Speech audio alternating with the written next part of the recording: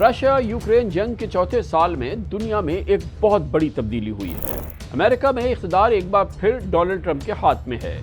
उन्होंने diplomatic engagement, economic pressure और resource based मुज़ाकरात की बुनियाद पर रशिया यूक्रेन जंग के खात्मे की कोशिशें शुरू कर दी हैं, जैसा कि उन्होंने अमरीकी कौम से वादा किया था।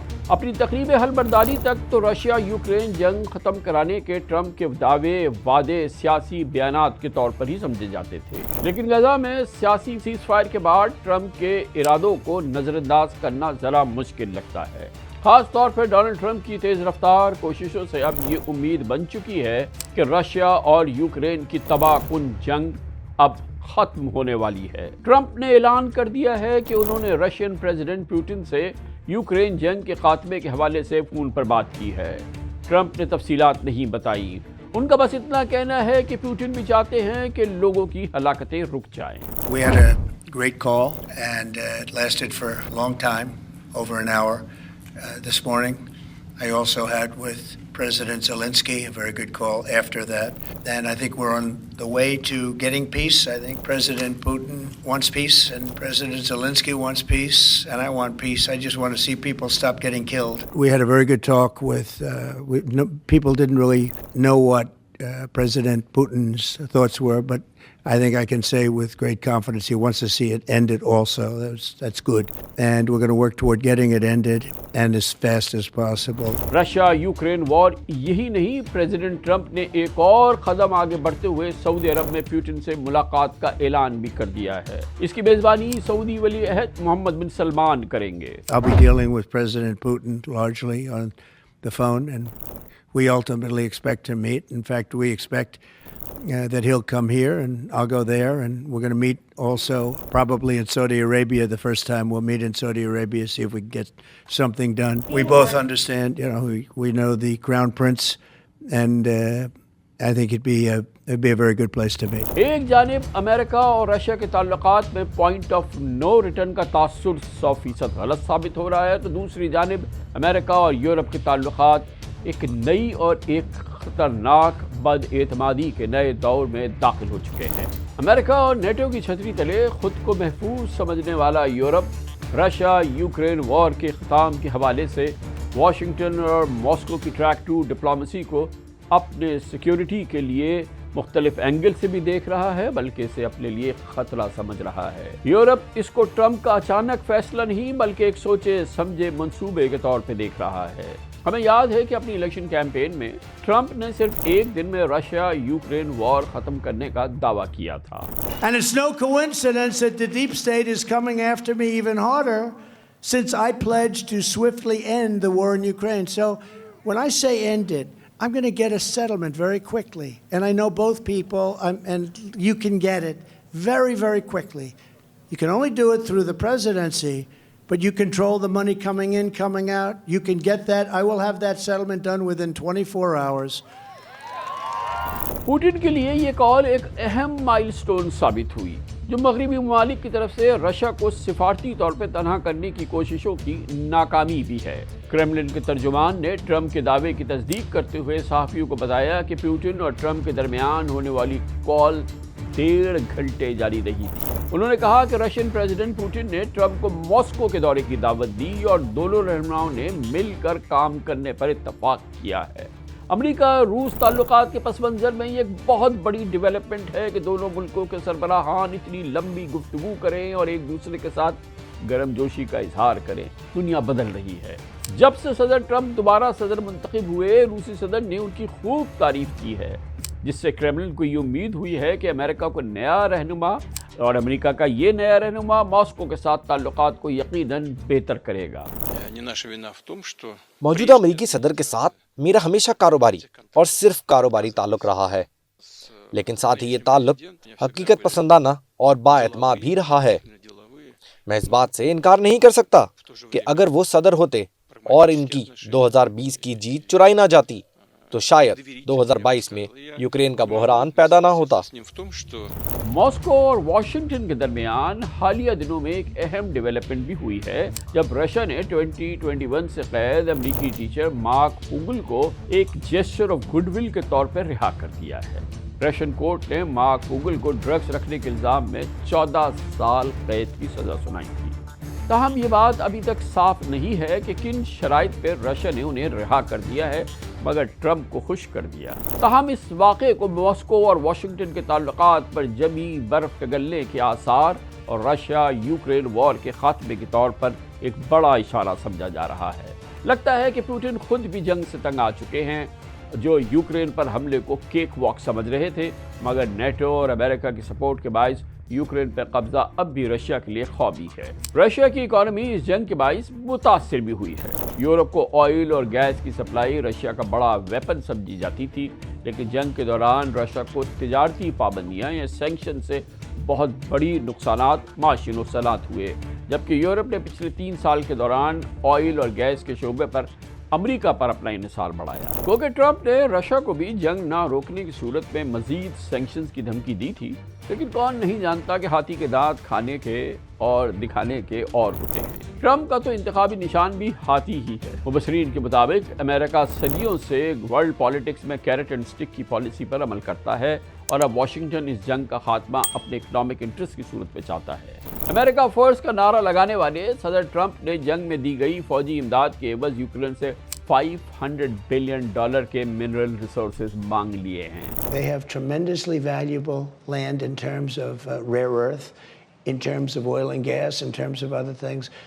I want to have our money secured because we're spending hundreds of billions of dollars, and you know, they may make a deal, they may not make a deal, they may be Russian someday or they may not be Russian someday, but we're going to have all this money in there, and I say I want it back.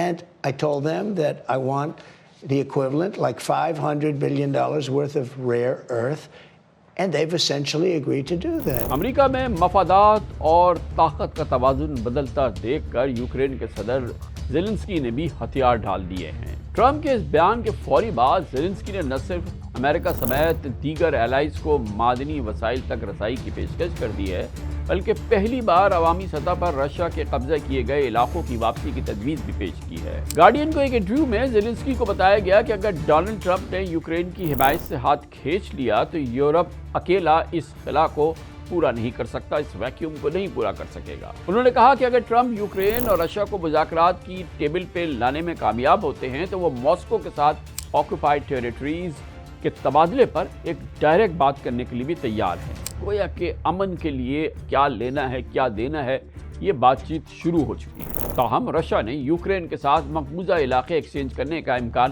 مسترد کر دیا ہے۔ France کے leading news paper لیمانڈ کے مطابق کریملن کے ترجمان کا کہنا ہے کہ رشیا نے کبھی اپنے زیر کنٹرول ٹیریٹری کے تبادلے پر کسی سے بات چیت کی ہے، نہ ہی کبھی کرے گا۔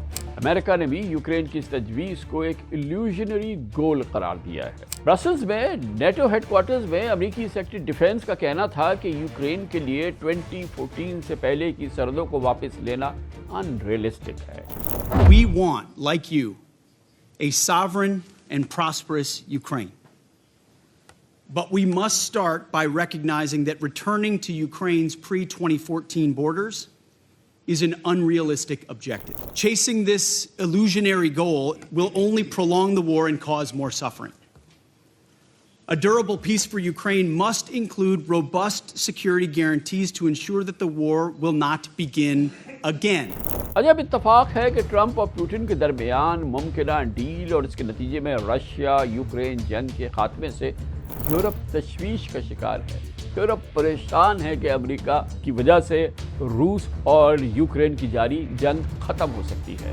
انٹرنیشنل میڈیا کے مطابق یورپ میں یہ تاثر ہے کہ یوکرین جنگ میں اگر رشیا کامیاب ہو جاتا ہے تو ایسٹرن یورپ میں نیٹو کے ممبرز کنٹریز براہ راست ماسکو کے نشانے پر آ جائیں گے یا اس کے انفلوئنس میں آ جائیں گے۔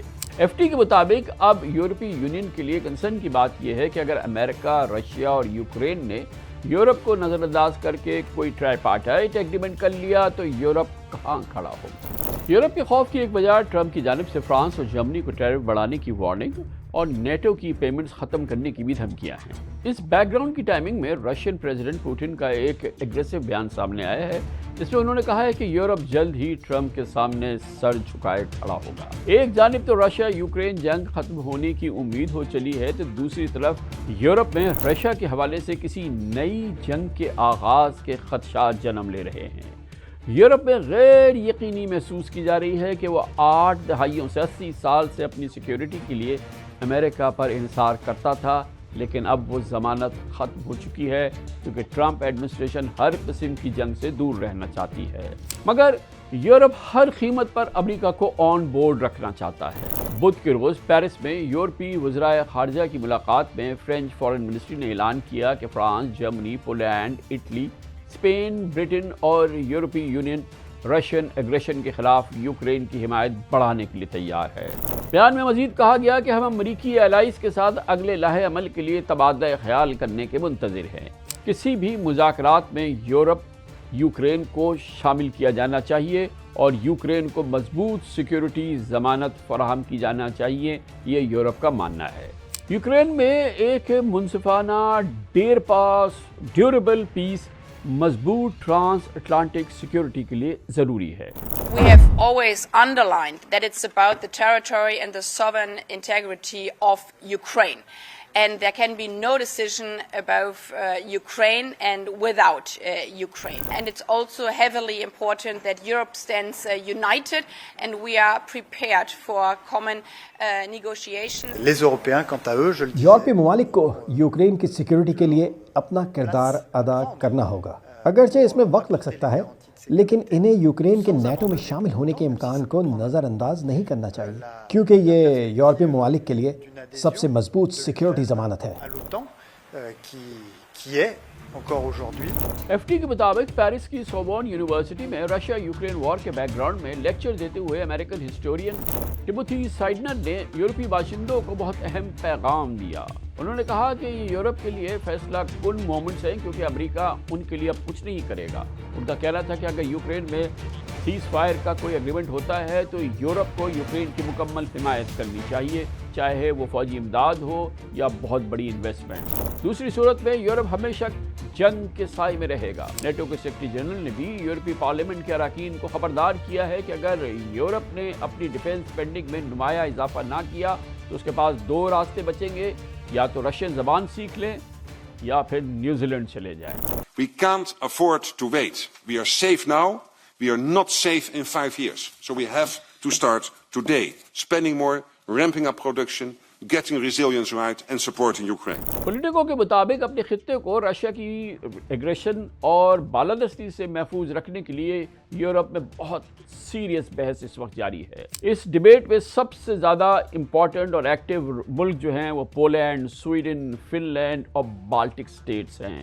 اس کے علاوہ اسٹونیا، لیتھوینیا اور لیٹویا پورے صورتحال میں بہت زیادہ خوفزدہ ہے۔ اس صورتحال میں فرانس، جرمنی اور اٹلی کسی حد تک اطمینان کی کیفیت میں ہیں، لیکن اس کے باوجود ٹرمپ کے نیٹو سمیت کئی عالمی اداروں کی فنڈنگ روکنے جیسے اعلانات، گرین لینڈ سمیت بعض علاقوں کو طاقت کے ذریعے ضم کرنے کی دھمکیاں اور نئے ٹیرف اقدامات سے پہلے ہی یورپ میں بے چینی تھی۔ اب ٹرمپ پوٹن ممکنہ ڈیل کے نتیجے میں خاموشی سے رشیا یوکرین وار کے اختتام نے یورپی ملکوں کو بہت کچھ سوچنے پہ مجبور کر دیا ہے، جس کو وہ برسوں سے نظر انداز کر رہے تھے۔ یورپ کو اب اپنی سیکیورٹی اپنے ہاتھ میں لینی ہوگی، امریکہ پر انحصار اب ختم کرنا ہوگا، کیونکہ امریکہ نے خود اس راستے کو بند کر دیا ہے۔